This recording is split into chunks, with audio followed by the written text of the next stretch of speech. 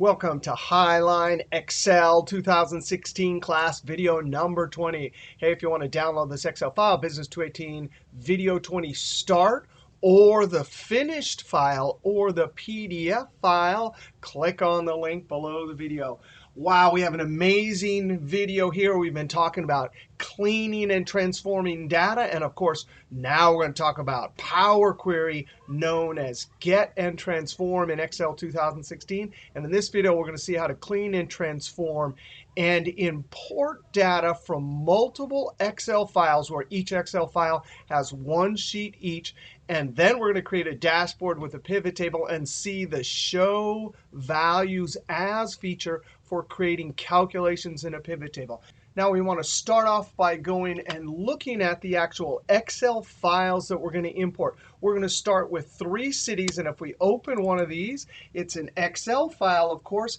And notice there's a sheet. It says Seattle, and here's our data: date, sales rep, store ID. If I control down arrow, it looks like there's 200,000 rows of data here for the Seattle store.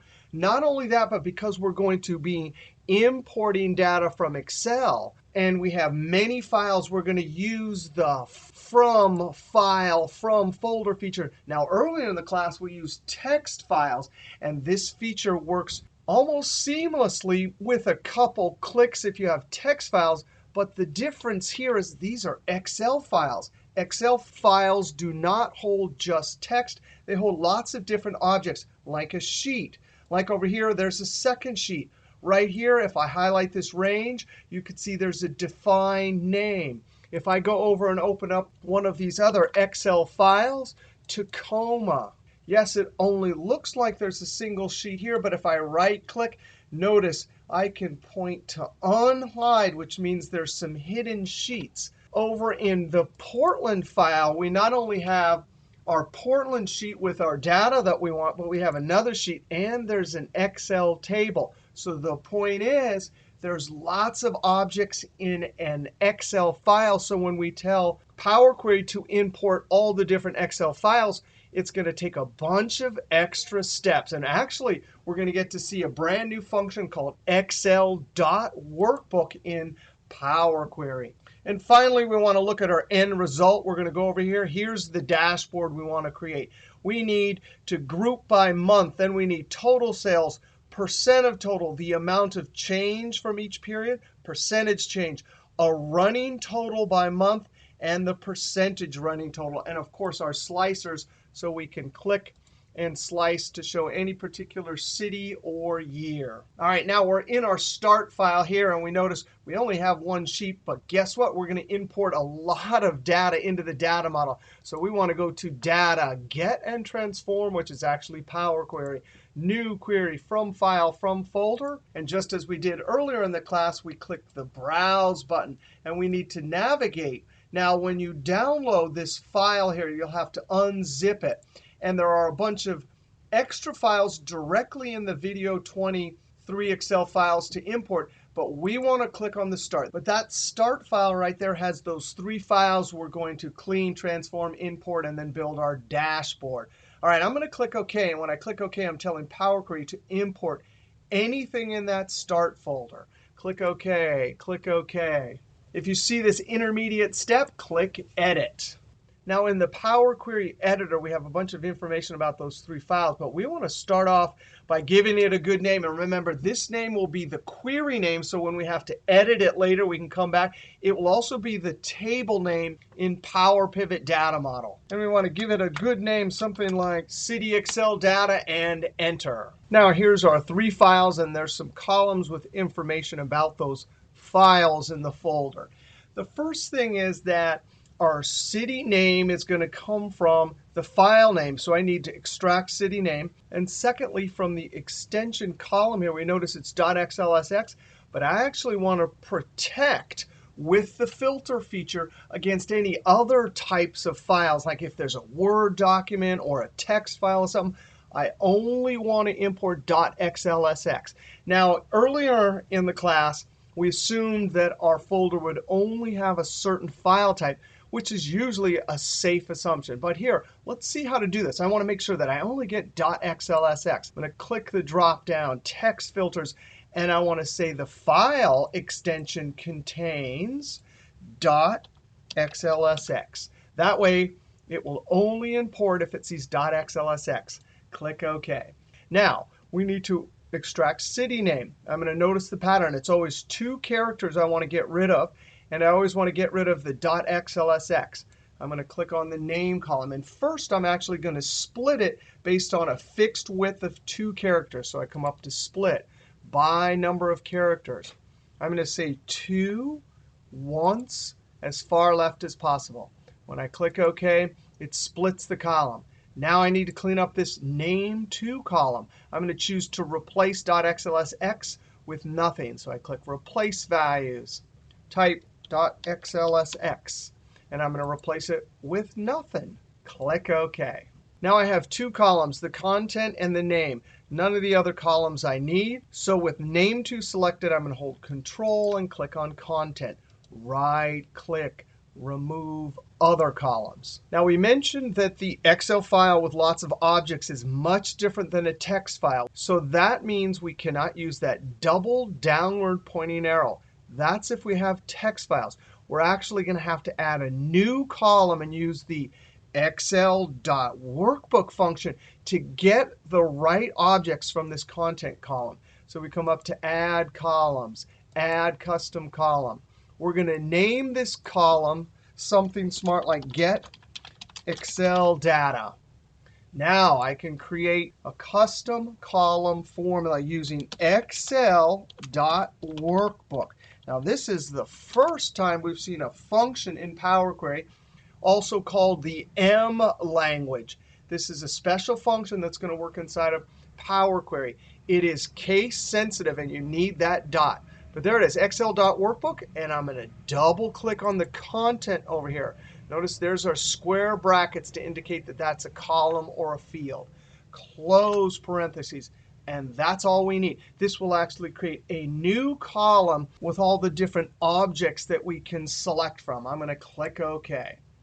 And there it is. It says Table. We'll actually expand it in a second to get to the different objects. We no longer need content. Right-click, Remove. Now I have a double sideways pointing arrow. I'm going to click this to expand. It will open up a drop-down. Different objects, name, data, item, kind, hidden. We do not want to have Use Original Column as prefix checked. That just means it would use this name as column header names, and I want all of these. So now I click OK, which will add a bunch of extra columns. Now hidden, it just says true or false. We saw that there was one hidden sheet over there. We don't need to worry about this column. Kind, we do need to worry about. We need to filter this because I do not want defined names and I do not want tables. So I want to filter to only give me a sheet. So when I click the drop down, I can come unselect all and select sheet. Now, you remember that some of the sheets had names and some didn't. This just gives me all the sheets. When I click OK, that column is filtered. And you could see all of our steps over here. Now, I'm going to come to the item column, and these are our different sheet names. Now, I would like Seattle, Tacoma, and Portland. And later, if I have sheets called SF for San Francisco or OAK for Oakland, I want those sheets. So I actually want to tell this column to do a text filter. And I want to say I only want files that do not contain the word sheet. That means if it has the default sheet name sheet, it will not be imported. If it has a proper city name, then of course it will be imported. I'm going to click OK. And there we have just our sheets for Seattle, Tacoma, and Portland. Now, if we always had the actual city name in proper form for a sheet name, then we could use this column. Remember, we had to work hard over here in the name2 column. This was the original column that had the file name. But because some of our sheets later we'll see don't have a proper name, we're not going to use this column. Now, all we need is name2 and data. So I'm going to click on name2, hold Control, click on data, right-click, remove other columns. Now we have city and our data, and now we can use our double sideways pointing arrows to expand. Remember, we had 3 columns. Column 1, 2, 3 will be date, sales, and store ID. I don't want this checked. I click OK. And now we finally are getting down to the data. Now, just like in our earlier example with text files, there are field names here in the first Excel sheet, but there's also field names down below. Well, we're going to promote the first row by coming to the upper left-hand corner, clicking the drop-down, and say First Row as Headers. That still means we have trouble down below and in future files. So I want to actually pick whichever column has the fewest unique records, not including this one, because this one will have actual city names down there in the record that contains the field name. So I'm not using this column. Store ID has the fewest unique records, so I'm going to click the filter. It's a big data set, so I'm definitely going to read the message. List may be incomplete. Load more. And now when I scroll down, there it is. Down below is a rogue field name. When I filter out the field name store ID, the whole record is removed. That means in any data sets we have now or future data sets, it will remove store ID and the field names. Click OK. Now I'm going to come up here and double click and call this city. Enter. Now there's one step that we are going to forget to do right here, and it will cause trouble later, but that will be our prompt to come back and edit this and see that everything updates beautifully when we use Power Query. All right, so we're thinking we're done. We have our name. We have all of our steps. I'm going to come up to Home. We're definitely going to click Close and Load To because we don't want to load this into an Excel table or onto a sheet. I say Only Create Connection. Add this to the data model. And now when I click Load, there it is, 500,000 rows of data. Now that could have fit into Excel, but we're going to get future data updates. And certainly, if we store it in the data model, it is a much smaller file size. All right, I want to go look. I'm going to go to Power Pivot.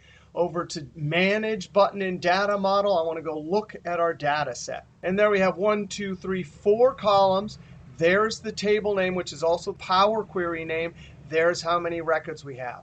Now I want to go back over to Excel, Power Pivot. We are going to create a measure to add. So I'm going to say Measures, New Measure.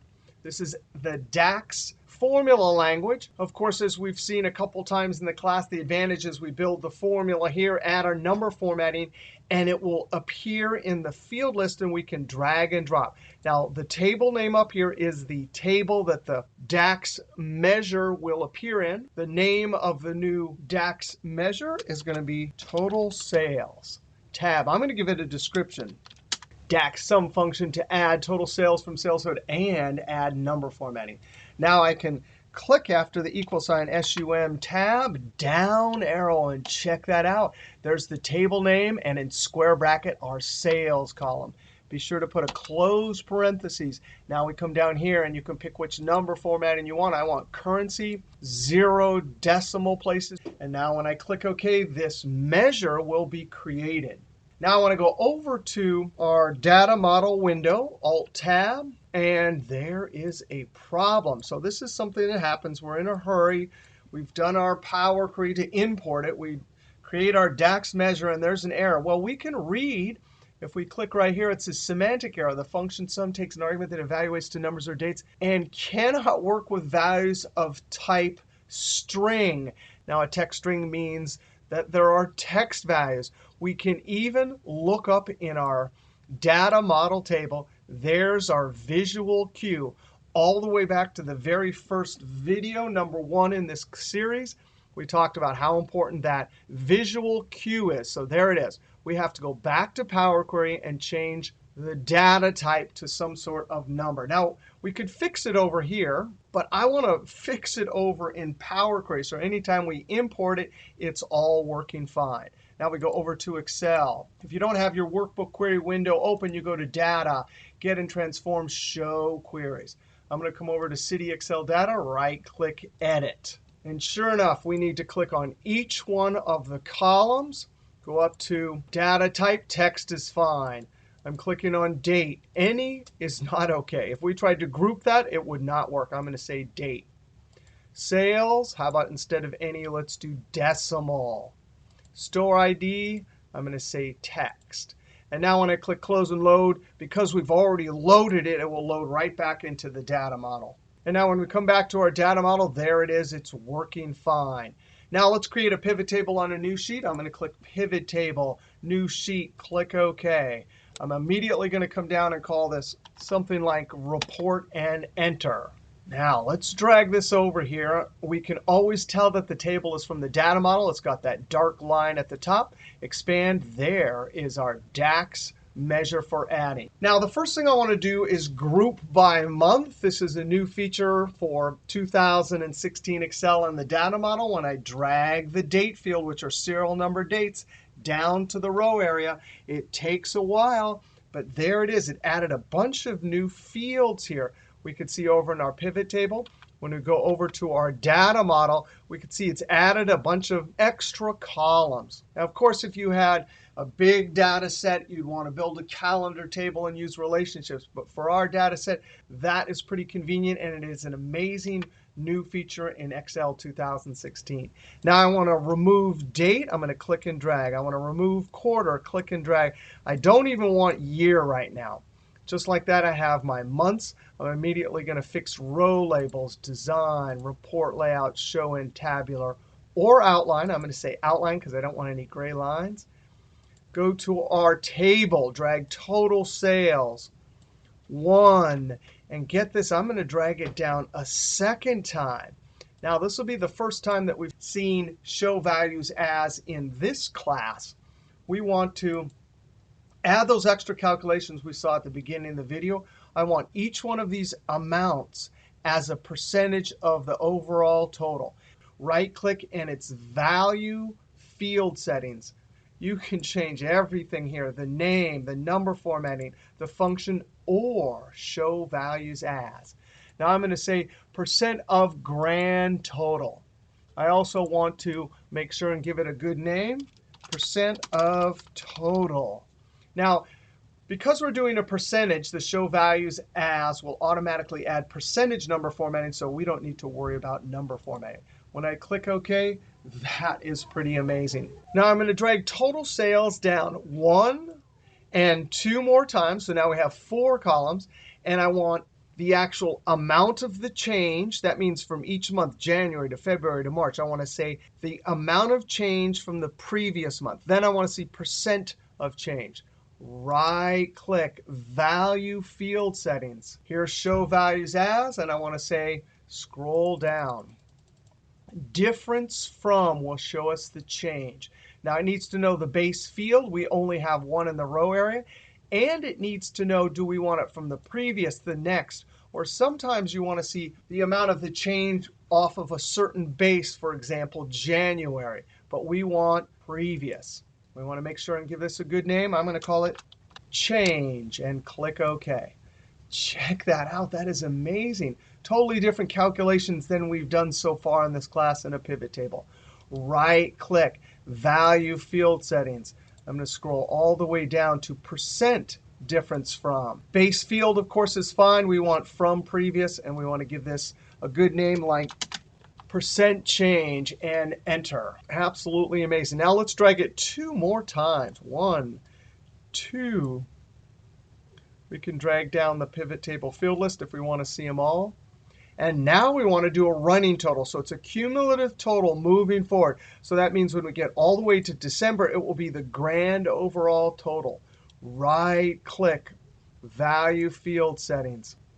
Drop down. Let's see, running total in. Base field is fine, and we're going to call this running total. Now, we don't need to worry about $ currency type number formatting because it's acting on that DAX measure. Click OK. And finally, we want to come to the last column. Right-click, Value Field Settings, all the way down to percent running total. And we're going to give it a good name, something like percent running total, and enter. Now, I want to add some slicers up above. I'm actually going to select the row header 3, maybe all the way down to 7. Right-click Insert. Click somewhere in the pivot table. Pivot table tools, Analyze, Insert Slicer. Let's say year and city. Click OK. As we saw in our dashboard video, we can format these however we want. Here's our slicer tool options. I'm going to say, please give me 3 columns. Now, I'm going to set the height to 2 inches and enter. Not 2 inches. I'm going to set it to 1 inch and enter. And expand. I'm anticipating that we'll have more cities later. And how about this one, too? I'm going to add it on 2 rows, so I'm going to say leave it like that. Now, let's add a little bit of formatting here. I'm going to click inside the pivot table, Design, drop-down. And we talked about a custom pivot table style in back in video number 3. But I'm just going to pick, let's say, pick this one right here, medium 13. Click on the slicer. I'm going to add similar color. Click in the slicer, similar color. Let's format this. I'm going to say 1 inch, enter. Click on both of them holding Control, Align, Top. And now I'm going to go to View, Grid Lines, turn them off. OK, so there we have our sliceable pivot table report. I'm going to right-click. I don't like the way the columns are changing, so right-click Pivot Table Options. And down here, Auto Fit Column Widths on Update, we'll uncheck that. Click OK. 2015 Tacoma, Seattle, Portland. Now, let's go back, and I want to look in Windows Explorer. I'm going to go back over to Windows Explorer, and I'm looking just inside of Video 23 Excel Files Import. There's a bunch of extra files, and I want to test our theory to see if our filter to include only .xlsx will work. If I double-click the Oakland file to open, if I look down here, notice there's oak, and that's not the actual word we wanted in our column for city name. Also in our San Francisco one, I think it comes in as SF. So that is the reason that from our original 3 files, we chose to get the city name from here, because that is the consistent source for our city name. All right, I'm going to highlight all of these. Control-C, double-click, Control-V to paste them here. Now, remember, we originally pointed Power Query to that Start folder. So now it'll try to import all of these. Let's go back over to Excel. Now, I'm going to use the keyboard, which is the Data, Refresh All. I only have this data model and these pivot tables, so that's why I'm going to use that. Sometimes if you have lots of things to refresh, you don't want to do that. I'm going to use the keyboard Control-Alt-F5. And now it is working. And just like that, it has refreshed. You can see over here in our workbook queries, it looks like 810,000 rows of data. Now I can slice on San Francisco, on Oakland. Looks like I need to fix my final report a little bit here. Now I can slice and dice however I want. And it is certainly amazing. When we clicked refresh, it went back to that folder and got all of the latest data. All right, so in this video, we saw for the first time Show Values As, a powerful calculating feature inside of a pivot table. We made our slicers and our little dashboard. And of course, we saw data from file, from folder to import multiple Excel files. All right, next video, we'll have a little bit more fun importing data from different Excel sheets with Power Query and building reports. All right, we'll see you next video.